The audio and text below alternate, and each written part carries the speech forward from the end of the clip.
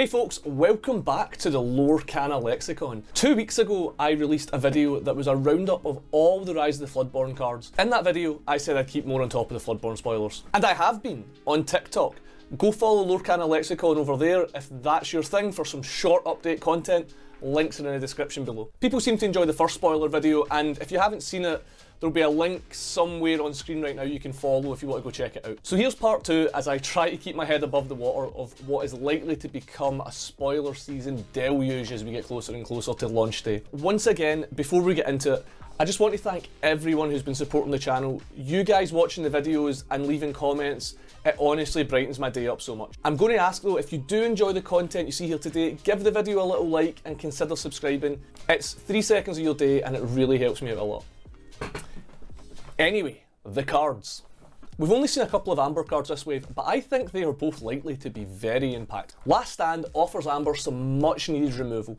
You'll hear people saying that this card's situational and uninkable, but I honestly think this is what Amber has needed. Now when you attack something to get damage onto a character, so you can heal it up and draw cards with Rapunzel, you can finish off that character. Now when your Rapunzel's in play and attacks for 1, you can finish off that character. When Moana's in play, attacks for 1, you can finish off that character. Amber has buckets of high willpower characters that team up with this so efficiently to remove problematic threats like Ursula.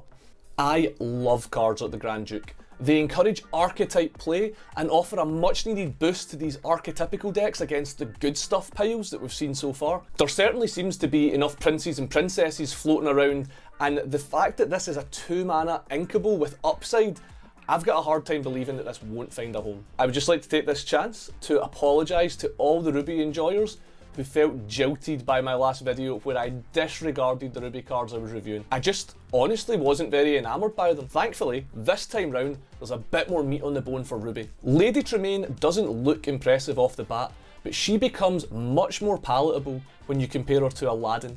Doing practically the same thing for 1 less ink. She's also a cheap villain to keep your eye on when we inevitably start seeing villain support. Minnie Mouse Wide-Eyed Diver looks weird at first glance, but I do like a lot of what I'm seeing here. It's easy to compare her to Pongo and laugh at that lore value of 1, but I think if you do that, you are overlooking the questions that Minnie poses. First off, it seems like an odd card to have the shift mechanic, but I do really like the idea that shift is becoming this mode change mechanic, and it's not always a way to cheat out your game enders early. So flipping your early anti-aggro Minnie into an evasive threat, that's pretty neat. Her ability to become a lore generating machine if you can consistently play multiple actions in a turn is also really exciting if that's something that we're going to explore more in this set. It's worth mentioning now that a few of the images you're going to see today are in French, so I'll make sure that when that happens the rule text is also on screen. Scar, like his namesake song from chapter 1, Be prepared.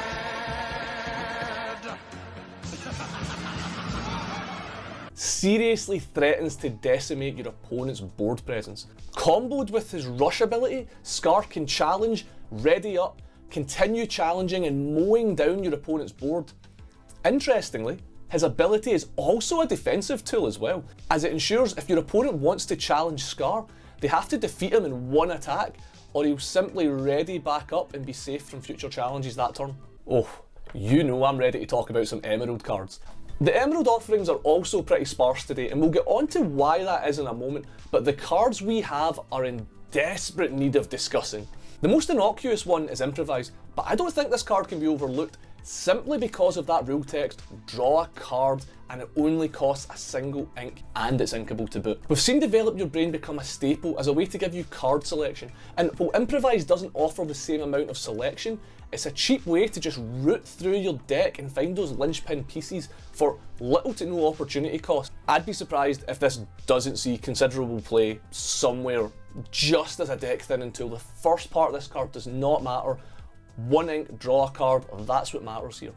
The Beast is quite interesting actually, because he offers a very similar dream to the Scar that we just looked at, but he trades off Scar's Rush for being 1 ink cheaper and being inkable himself. I think being inkable on these expensive cards goes a long way, and it does make Beast look more playable off the bat, but the fact he does nothing when he comes into play, he's just begging to be dragon fired or Elsed or just dealt with, in a number of ways. It does make me question if you'd be able to nab John Silver or Genie on the Job's spot as Emerald's 6-drop of choice. My prince has arrived! For anyone in the Magic sphere, I am in love with the card Waste Not. It was actually the deck I chose to play at the RC earlier in the month, and Prince John does a fantastic impression of it. This card is 100% the card I intend to brew around first when we get our hands on this full set. Having Ward on your engine piece is everything I want out of life, making it very difficult for your opponent to break up the synergies that you're going to build in with this card. And the fact that he threatens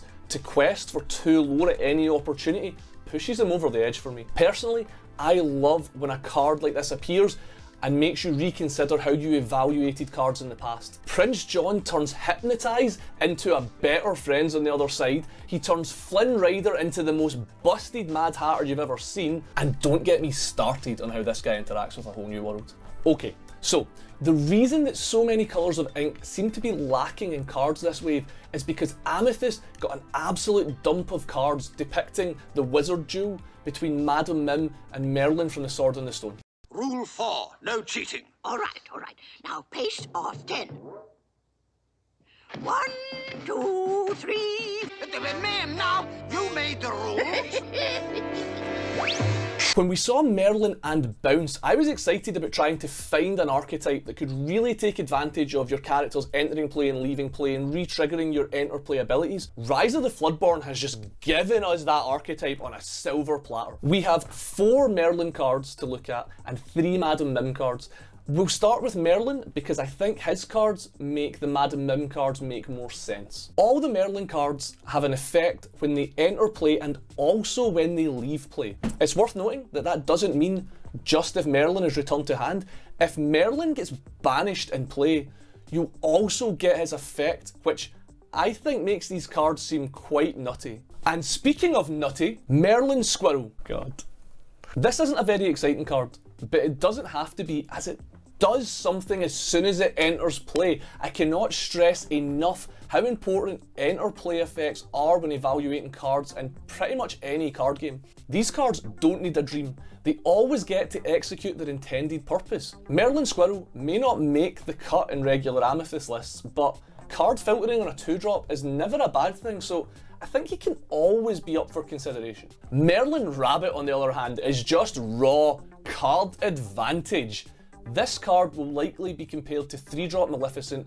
While being uninkable is a huge cost on this card, the fact that he gives you a card on the way out when he gets banished in a challenge is very powerful at accelerating you towards your late game, and he's just going to be downright obnoxious in decks that can reliably return him to hand and replay him. Merlin Crab is maybe the most underwhelming Merlin transformation, but because his ability is on play, this guy could be a nightmare for people to play around when considering whether they should quest with a character or not, as any opposing characters can be a lethal threat with an additional 3 strength. Merlin Crab is a vast upgrade on the support mechanic. This is everything every support character wanted to be. He is the worst of these Merlin cards, and I think he's still pretty good. Merlin Go, in my opinion, is one of the cards that threatens to fundamentally change the way we play Lorcana more than any other card we've seen so far. Until now, if your opponent had no characters in play when you passed the turn, you knew with certainty that you were going to get another turn.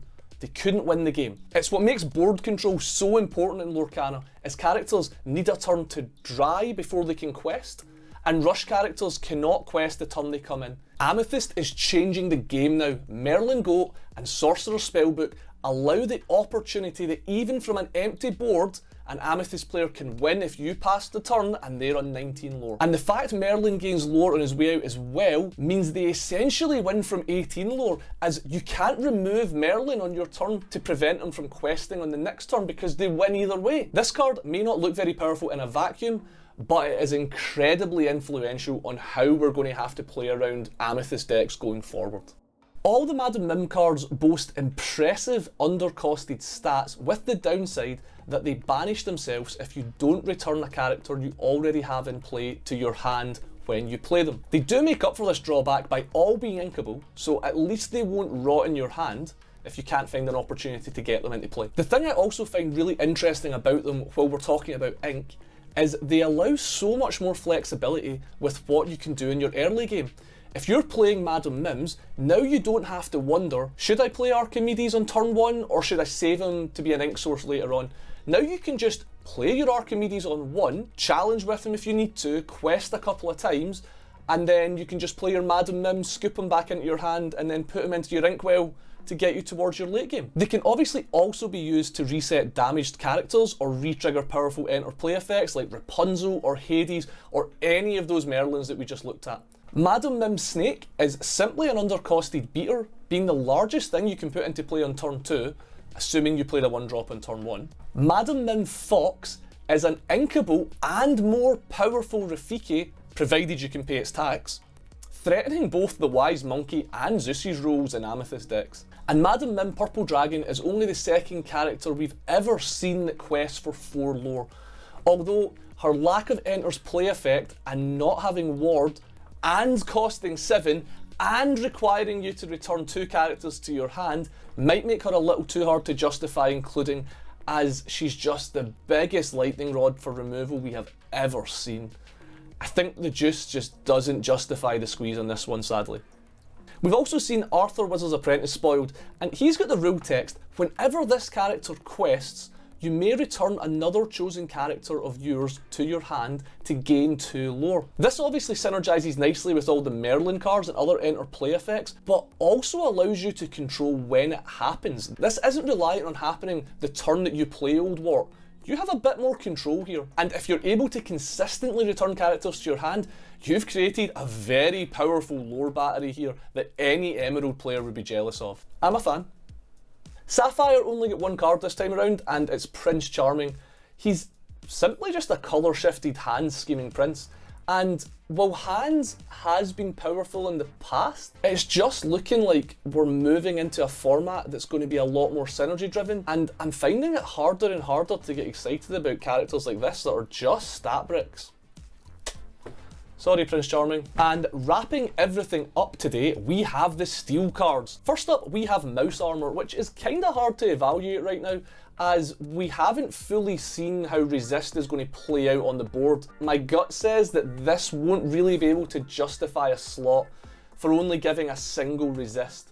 We might see it in gimmick decks like Musketeer or Maurice combo, but I don't expect it to see much general play. And our last card is Li Shang. Whenever this character quests, your other characters gain evasive this turn. This card is a hate piece against evasive decks, allowing your little ground guys to go beat them up, but I've not really seen any evasive decks be a menace in Constructed.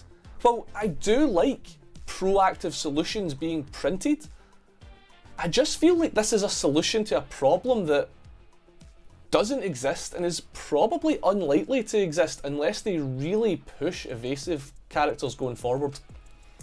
And we're done! For now.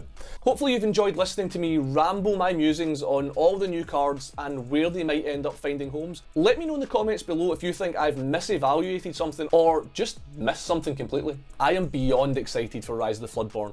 From what we've seen already, this is going to add so much texture to the Constructed format.